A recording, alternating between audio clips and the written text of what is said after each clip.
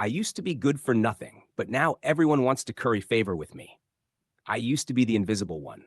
You know the type. Quiet, awkward, always picked last, if picked at all. My name's Devin, small town kid. Grew up on the edge of nowhere with nothing but hand me down clothes, a single mother working two jobs, and a reputation I couldn't shake. Good for nothing, Devin, they used to call me. Teachers thought I was slow. Classmates treated me like wallpaper. Even my so called friends would laugh behind my back. He's just weird, they'd say. He'll never amount to anything. It stuck. By the time I was 17, I'd accepted my role as the background character in everyone else's story. No prom invites, no birthday parties. Just me, a broken secondhand laptop, and a dream I didn't dare say out loud. I wanted to build something. Something big. While everyone else was posting selfies and partying after graduation, I was teaching myself how to code. HTML, JavaScript, Python, you name it. I devoured every free online course I could find. Most nights, I'd stay up until 3 a.m., just trying to get a simple program to run. People mocked me, even my own family. Still glued to that computer, Devin? You should get a real job. I heard you dropped out of community college. What are you even doing with your life? I don't think your dreams are realistic. But I kept grinding. I built apps, tested websites, joined anonymous forums, took small freelancing gigs. One day, I designed a budgeting app for gig workers, simple, intuitive, and anonymous. I posted it on a couple of subreddits and open source platforms. It blew up. Within 3 months, it had over 300,000 downloads. Then came the emails: investors, startup scouts, tech reviewers. I got offers for partnerships, advertising, even acquisition. I didn't respond right away. I didn't need to. I was still broke, but I wasn't poor in leverage anymore.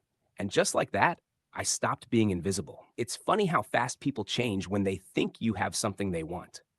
First, it was my cousin Julia, the one who laughed at my clothes and told everyone in middle school I smelled like canned soup. She sent me a DM. Open quote. Hey, stranger, I saw your app on the news. That's so dope. Let's catch up sometime. Close quote. Then it was Dylan, the high school quarterback who once taped a kick me sign on my back and made sure everyone saw. Open quote. Bro, congrats on the app. Remember when we used to hang out in gym class? Crazy times, lol. Close quote. Even my old science teacher reached out. Open quote.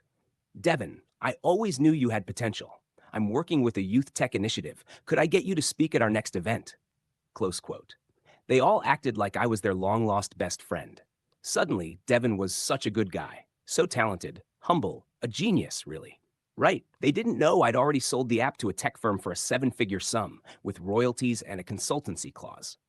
They didn't know I was living in a quiet penthouse 2 cities away, or that I was building my next project in stealth mode.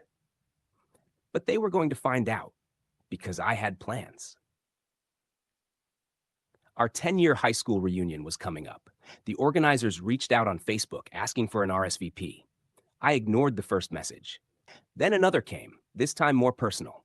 Open quote. Hey Devin, we'd love for you to join the reunion. Everyone's dying to hear about your success. We can even set up a special table for you. Close quote. A table for me? I RSVP'd yes.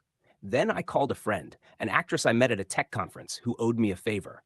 Want to pretend to be my fiancée for a night? She laughed. Only if you let me wear something dramatic. Make it unforgettable. I pulled up to the old community center in a sleek black car, wearing a tailored suit worth more than my mom's old car.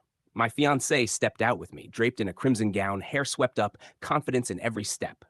The parking lot fell silent. I walked in slowly, chin up, soaking in every wide eye, every jaw drop. The kid they used to mock just walked in like he owned the place. Because in that moment, I kind of did. I was polite, cordial, not arrogant, just controlled. And that killed them more than anything. Julia ran up first. Devin, oh my God, you look amazing.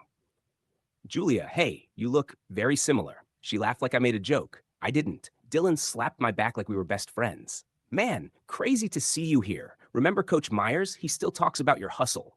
Really? I thought you said I ran like a pregnant goat. He blinked. Oh, haha, just locker room banter, bro. I smiled. Sure. Then came the organizer with a mic.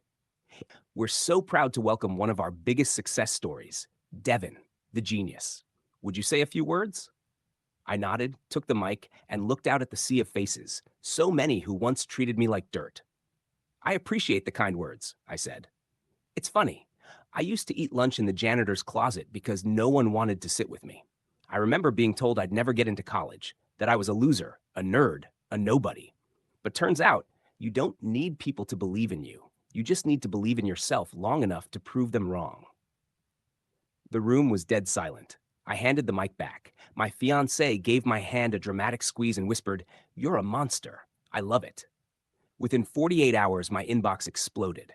Open quote. "Hey man, I've got a startup idea. Can I run it by you?" Close quote. Open quote. "Do you know anyone at this tech firm? I'd love an intro." Close quote. Open quote. "My son is learning to code. Could you mentor him?" Close quote. Even the school asked if I'd donate to the new tech wing. I responded selectively, kindly, but with memory. Dylan? I told him I'd love to help, but I was swamped until 2032. Julia? I said I was flattered by her sudden interest, but my fiance's a little territorial. My old science teacher? I said yes to speaking at his event. I stood on stage in front of 200 students and told them the truth. I failed his class. He told me tech wasn't for people like me. I'm glad I didn't listen. He turned purple. One afternoon, months later, I got a letter in the mail. Handwritten, no return address. Open quote, Devin, I know I was cruel. I see what you've done, and I just want to say I'm sorry. I don't expect forgiveness. Just wanted you to know I was wrong about you. T. Close quote, Tori, my high school crush. The one who joined in laughing when her friends teased me for being awkward. The one who said, "Why would I ever date someone like you?" I didn't reply. I didn't need to. Because here's the thing about success. They all come running when you have it. But the ones who really matter, they're the ones who stayed when you didn't. My mom still works, but now by choice.